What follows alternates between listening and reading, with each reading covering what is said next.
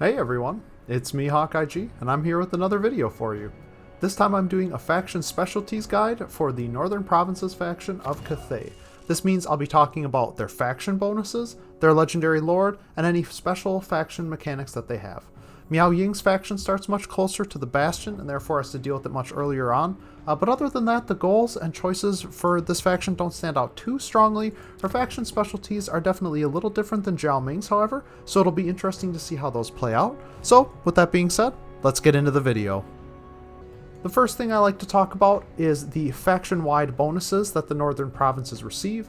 These are pretty short and straightforward, but it helps give us a better idea of what their focus is going to be, where their strengths are, and what kind of things we should try to accomplish with them. The first is just a flat bonus of -2 to Corruption.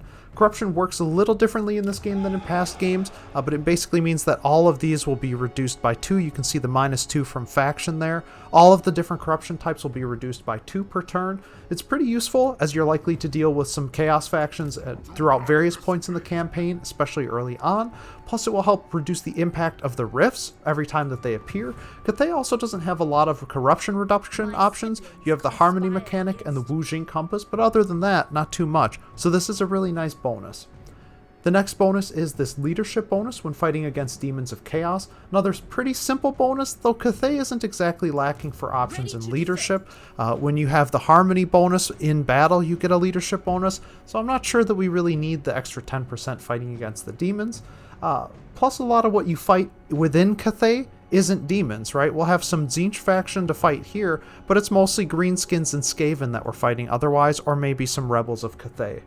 However, you will get some good value out of this in all of the Rift survival battles, as well as most of the normal battles you'll be playing in the Rifts as well. The last faction bonus they get then is probably the most important one, especially in regards to their specialties.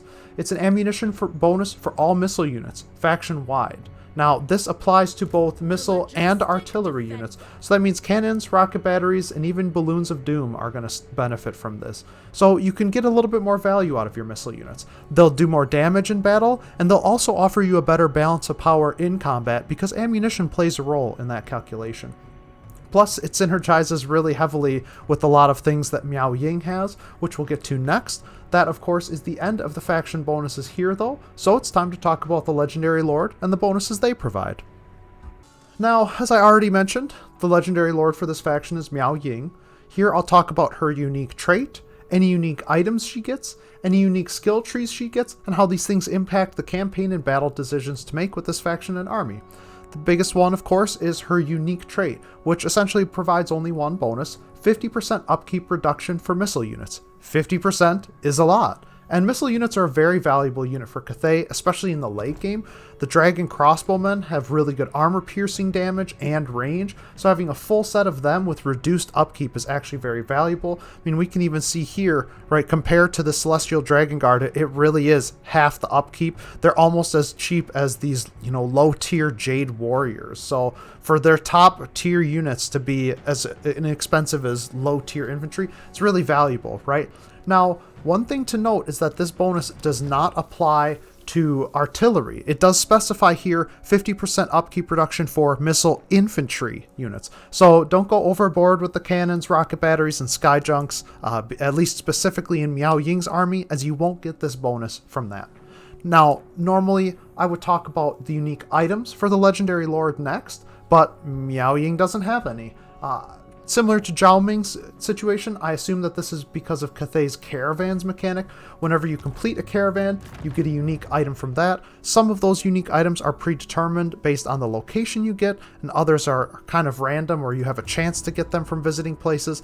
I would definitely recommend looking up that on your own more in detail if you're curious about it. I don't want to go into depth too deeply with it here, but the point is that stuff like this is going to then be a replacement for some of the stuff like the unique items that you would otherwise see on the Legendary Lord. However, none of them really synergize or provide specific specialties to this faction, so I don't want to go into it too deep there either. The last piece then to discuss is Miao Ying's unique skills and skill tree. Right off the bat, we can see that Miao Ying has a special skill tree for her spells. She has a hybrid set of spells swapping between life and yin magic, right? So we got a little bit of both from each set here, right? Earth Blood, Missile Mirror, stuff like that.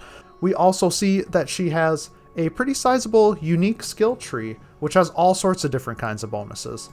The first and last skills are actually bonuses specifically for when she's in dragon form. Kind of gives her a little bit more striking power there, gives her some, a debuff to the enemies.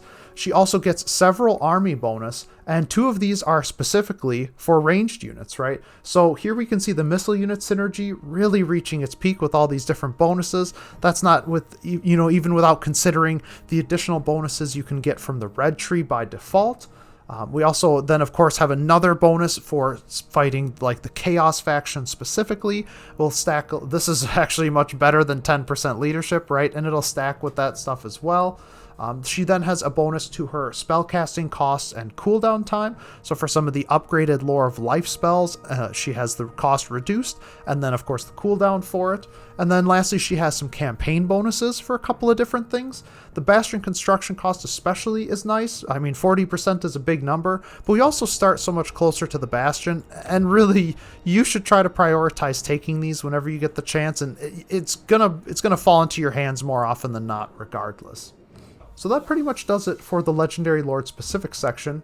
Miao Ying has some pretty good bonuses for various aspects of the campaign and battle, and we can see how some of those things might play into the synergy for the faction as a whole. Now, normally I would talk about the faction's unique mechanics here, things like maybe Alith Anar's movement stances or Ikit Claw's workshop, but we don't have anything to discuss there for the base game factions in Total War Warhammer 3. Everybody kind of has access to the same things, or at least here in Cathay, there's no mechanics unique to these factions, right? They do have the Caravan and Wujing Compass mechanics, and as well as the Harmony balancing, but that applies to both of the current Cathay factions, so I wouldn't say that it's unique to them.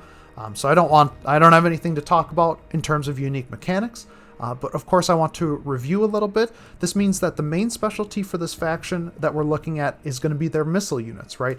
Especially when in Miao Ying's army, right? We would have range bonus, reload time reduction, damage increase, upkeep reduction, ammunition increase. You get a ton of bonuses to missile units. Cathay also has very valuable line holding infantry options to supplement this as well. And since the bonuses are going towards the missile units, it actually means your damage output will be better, right? If we had the bonuses for the infantry could be nice, but you're dealing the damage with the missile units here. So all of those things combined, especially in Miao Ying's army, they can be really strong. Even just the ammunition faction-wide is still a very useful bonus. We also get some various bonus from both the faction bonus and the Legendary Lord to help with things like public order and corruption. We got some diplomacy bonuses as well. And then we also have a few little bonuses for fighting against the demon faction specifically, which of course is really going to help in the Realms of Chaos campaign, especially when it comes to the rifts and the survival battles. So, that means I've talked about everything I wanted to for this video in this faction. I hope that you found this information valuable and could learn something along the way. The Northern Provinces has some different strengths than the Western Provinces, but I don't think your overall compositions are likely to look significantly different, maybe leaning more into artillery rather than cavalry perhaps, but ultimately you should have a lot of missile and melee infantry either way. Now, if you did enjoy this video and found it useful, please remember to like and subscribe. And if you have any thoughts on things I might have missed or other questions you want to ask, please put them in the comment section below. Thanks so much for watching, have a great day, and we'll see you on the next one.